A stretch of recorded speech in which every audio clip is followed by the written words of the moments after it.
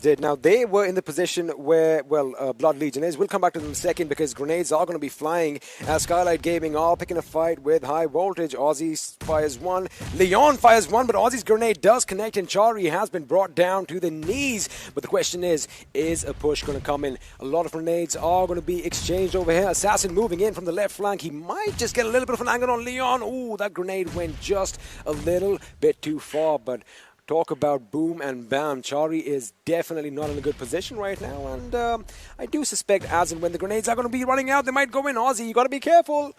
That grenade looked really good. However, it was not cooked, and there you have it. It's a little bit of a bluff. It's a smoke. Exactly. These are two Alpha Titans going against each other. Which one will come out on top? Of course, only time can tell, as Skylight Gaming again. Seems like Chari is going to be back on his feet. Of course, going to be healing himself as well as High Voltage Assassin.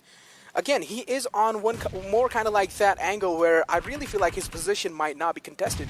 One thing I am worried about is, as far as Skylight Gaming goes, yes, they are picking a fight with High Voltage over here. But if you remember, their backs are to that big mountain, and we do have two teams up there. And when you hear gunfire down below, someone could pick them off. So that is something they definitely need to watch out for. This fight cannot go on forever. Exactly, but you need to also focus on one thing, that they are using a lot of utilities in this fight. And of course, if you're going to be burning out all your utilities in early off the circle, then maybe in the later phases you will actually struggle. This is just unfair now. Now, this is the fourth game of the day. And in all maps, in every single match, we have had an AWM drop. However, no one has used it. It's like the gods of PUBG are actually taunting all those sniper action fans out there. But right now, it looks like Skylight Gaming just might be about to make a move. There you have it. Chari is going to come in, but that smoke was going to conceal the position of Assassin, who does get taken down by Heaven next with that ratata, as Havoc is going to provide some assistance from behind. Now, this is when Skylight need to push in with all their might. They need to get this job done. Right about now, there you have it. Havoc goes down as well, and now they are like a truck with the brake lines clipped, because in a split second we have the first team to be eliminated. High Voltage not going to be sparking out. They have fizzled out, in fact, and getting out in the 16th position, that is going to hurt just a little bit more. Now, that's a massive elimination right there, and that's a massive statement. High Voltage, of course, being one of the teams that is doing really good inside this entire competition, and if Skylight Gaming is going to be taking them down that easily, then that is a massive statement made by these lads. But again, finally, I want to focus on one fact, that One Shot has finally moved from the position that he was, and he's inside the circle. Now, again, he's one of those snakes which doesn't really want to get the fight in. He's trying to play as safe as he can.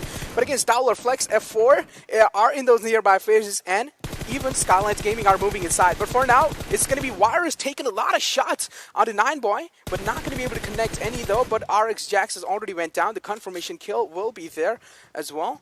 And now, Virus, again, doesn't really want to challenge the fight anymore. He's going to be taking a little bit of shelter inside that barn.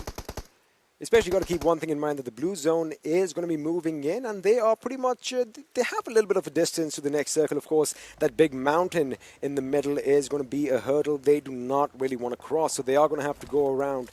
A1 Esports, on the other hand, not used to being in positions like this, because they do not play the north of the map that often. This time, however, they have gotten out their comfort zone, and looks like all the teams are going to be moving in. Blah, blah, blah gets taken down by Mr. Burrows M4. Good precision shooting over there. Now, T2K are going to be at a bit of a loss, because I do not see a revive coming in. Exactly. And now he's blah, blah, blah. Of course, he is separated from the pack. But again, T2K are trying their best to get some return fire in as well.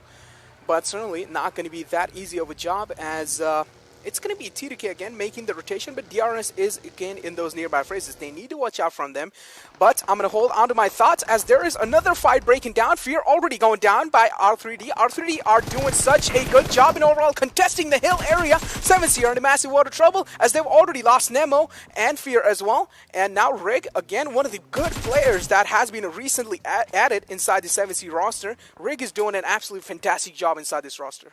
Absolutely fantastic indeed, and Tudor Love with a grenade. That could be devastating. Maybe had he cooked it just a little bit more, but Edgar almost gets taken down. In fact, Virus was about to be knocked down as well. They've got to act quick, because they are low on HP. Have a look at Machine from Future Station. He's also joined the fray. He dismounts from his vehicle and just might put a few bullets in Rig if he's not careful. Now, 7C, mind you, they were the kings of the hill initially, but they could not thwart this attack basically from all directions.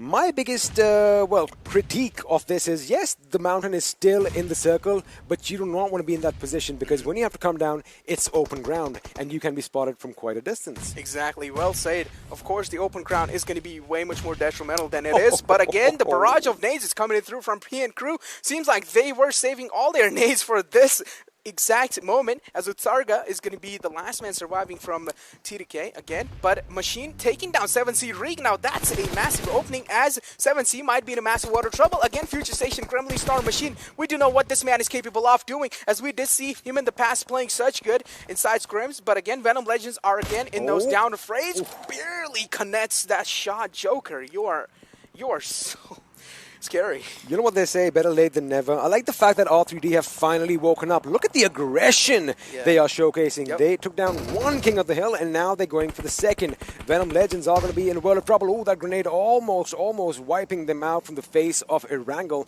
But Rafat is still keeping his wits about him. Now, they do have to move out as Train to Kill are going to be eliminated in the 15th position. Of course, the circle has moved further down south. It is going to be around the ruins, which means, well, the mountain is out of play. Exactly. A lot of TDK fans might be disappointed after TDK getting eliminated that early off inside the game. But Frypan is in a massive water trouble. He's the last man standing for Venom Legends, and that's going to be Venom Legends getting eliminated. Wow. And I like the fact that it was F4 that gets the shot in from the back of